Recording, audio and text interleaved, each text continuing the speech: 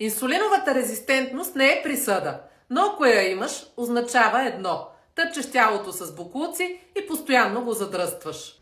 Инсулиновата резистентност не идва от нищото. Това е реакция на тялото ти срещу години на лошо хранене, заседнал начин на живот, прием на преработени храни, захари и какво ли още не. Това не е болест, а състояние. И добрата новина е, че можеш да го обърнеш. Първо, махни боклуците от храната си. Изчисти захарта, тестото, джънка.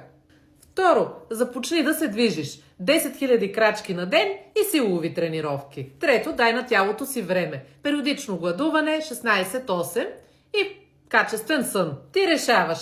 Ще продължиш да се тъпчеш и да затъваш или ще вземеш контрол и ще дадеш шанса на тялото си да работи както трябва. Инсулиновата резистентност е аларма. Чуваш ли я? За още полезни съвети и решения за твоето здраве, последвай ни!